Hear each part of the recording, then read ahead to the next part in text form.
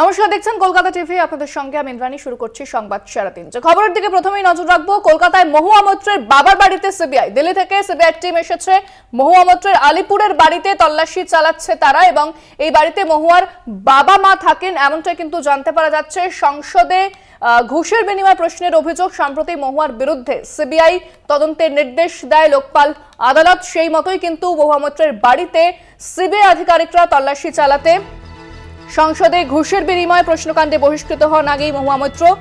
যদিও 2024 অর্থাৎ চলতি বছরই লোকসভা ভোটে আবার মহুয়া মৈত্রকে কৃষ্ণনগর কেন্দ্র থেকে টিকিট দিয়েছে তৃণমূল।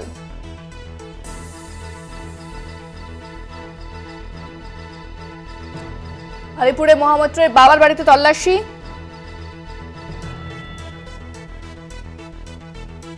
এই বাড়িতে মহুয়ার বাবা মা থাকেন।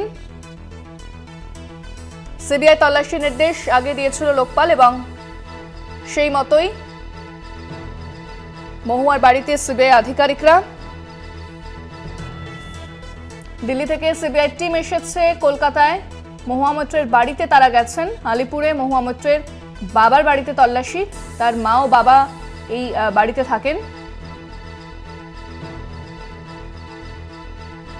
যদিও আসন্ন লোকসভা নির্বাচনে কৃষ্ণনগর কেন্দ্র থেকে দাঁড়িয়েছেন মহুয়া মৈত্র।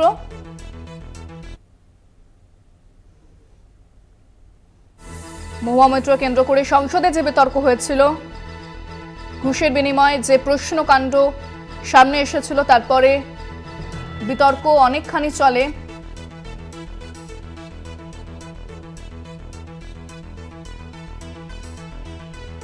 তদন্তের নির্দেশ দেয় লোকপাল আদালত। সেই মতোই সিবিআই এসে পৌঁছেছে মহুয়ার বাড়িতে।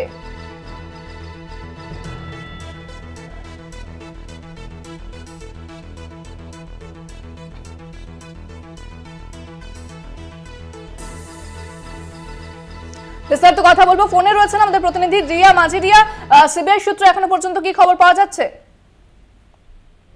দেখো, তোমাকে জানিয়ে রাখবো যে তৃণমূল কংগ্রেসের লোকসভার প্রার্থী ছিলেন মহুয়া মৈত্র। তার কলকাতার যে বাড়ি, যেখানে তার বাবা মা থাকেন, সেখানেই কিন্তু সাত সকালে সিবিআই হানা।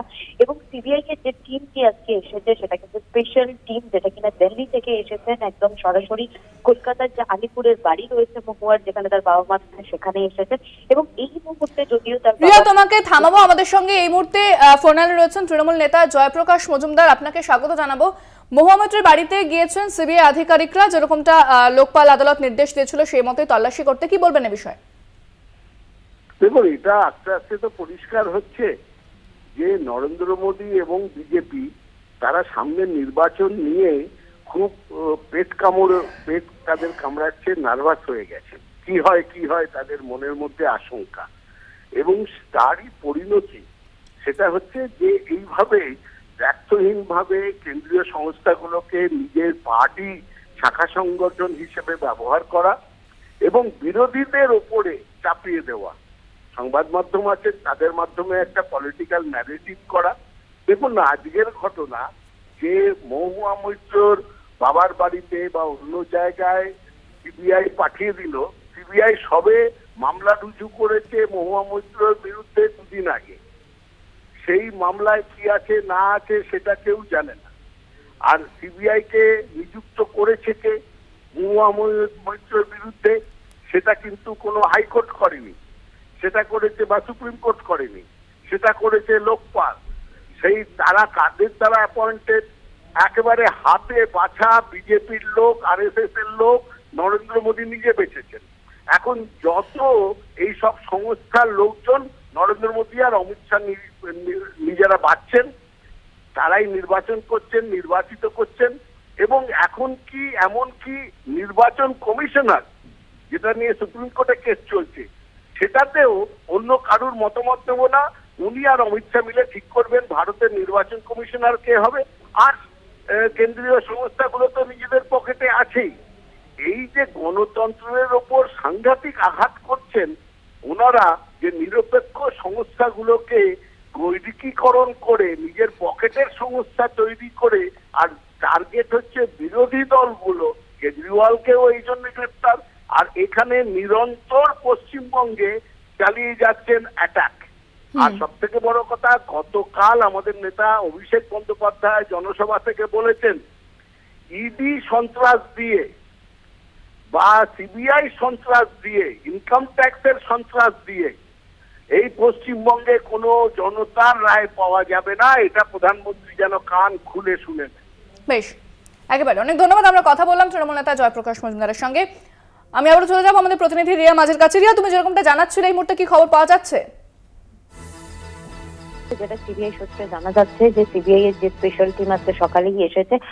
এই যে কলকাতার যে আলিপুরের যে বাড়ি, সেখানে কিন্তু তার মা রয়েছে এই মুহূর্তে এবং তার মাকে জিজ্ঞাসাবাদ করা হচ্ছে বলে এমনটাই কিন্তু সূত্র মারফত জানা যাচ্ছে। তবে তোমাকে জানিয়ে রাখবো যে এই যে লোকপালের যে নির্দেশ, সেই নির্দেশের পরেই সিবিআই তদন্তের যে নির্দেশ এবং তারপরেই কিন্তু রীতিমতো তৎপর সিবিআই এবং এই প্রথমবার এই সিবিআই নির্দেশ দেওয়ার পরেই প্রথমবার সরাসরি তার কলকাতার যে আলিপুরের বাড়ি, যেখানে তার বাবা মা থাকেন, আমি এবারও বলছি যেখানে তার বাবা মা থাকেন, এমনটাই কিন্তু জানা যাচ্ছে যে বেশ কয়েকদিন ধরেই তার বাবা মা এখানে থাকেন। বাবার নামেই এই যে আবাসন রয়েছে সেটা তার বাবার নামে ফ্ল্যাট রয়েছে সেখানে, এবং সেই জায়গাতেই কিন্তু ইতিমধ্যেই সিবিআই কর্তারা এসেছেন এবং তার মাকে জিজ্ঞাসাবাদ জারি রেখেছে এখনো অব্দি। ধন্যবাদ রিয়া। কথা বললাম প্রতিনিধি রিয়া মাঝের সঙ্গে। আমরা জানি গত 19শে মার্চ মহুয়া মৈত্রের বিরুদ্ধে অভিযোগ নিয়ে সিবিআই তদন্তের নির্দেশ দিয়েছিল লোকপাল। সিবিআই সূত্রে জানা গিয়েছে যেটা যে ঘোষণী প্রশ্নকাণ্ডে লোকপালের নির্দেশ, তারপরেই সিবিআই আধিকারিকদের এই তৎপরতা। আজ মহুয়া মৈত্রের বাবার বাড়িতে এসে পৌঁছন সিবিআই আধিকারিকরা। দিল্লি থেকে একটি টিম এসেছে কলকাতায়। তারা তল্লাশি চালাচ্ছেন মহুয়া মৈত্রের বাড়িতে এবং তার বাবা মাকেও জিজ্ঞাসাবাদ করা হচ্ছে, এমনটাই কিন্তু জানা যাচ্ছে। মহুয়া মৈত্রের বিরুদ্ধে টাকার বিনিময়ে প্রশ্নের অভিযোগে সিবিআই তদন্তের নির্দেশ দিয়েছিল লোকপাল আদালত। এবার সেই পথেই হাঁটল সিবিআই। আমরা জানি যে আসন্ন লোকসভা নির্বাচনে কৃষ্ণনগর কেন্দ্র থেকে দাঁড়িয়েছেন মহুয়া মৈত্র তৃণমূলের পক্ষ থেকে, এবং যে লোকপাল আদালতের নির্দেশ তারপরে সিবিআইতে যে তৎপরতা সেটা কিন্তু দেখা যাচ্ছে।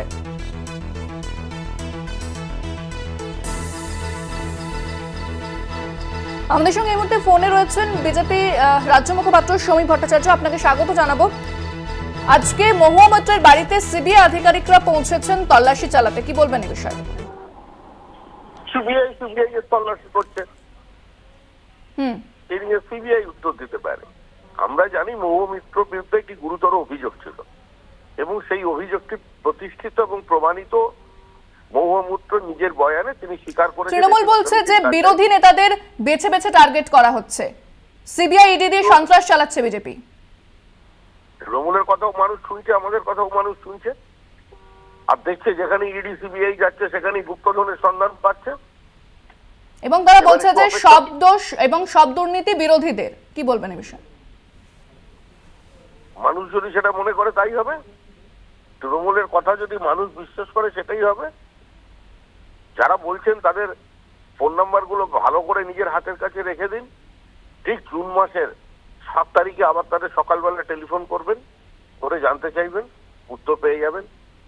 এর উত্তর মানুষ দেবে, এর উত্তর দেওয়া আমাদের পক্ষে সম্ভব নয়। এক কথা প্রতিনিয়ত যদি একই বিবৃতি হতে থাকে তা আমাদের কাছে তো কোনো সে ধরনের শব্দ ভান্ডার নেই, কোনো প্রতিশব্দ খুঁজে পাচ্ছি না, সব শেষ হয়ে গেছে। ধন্যবাদ। আমরা কথা বললাম রাজ্য বিজেপি মুখপাত্র সমীপ ভট্টাচার্যের সঙ্গে।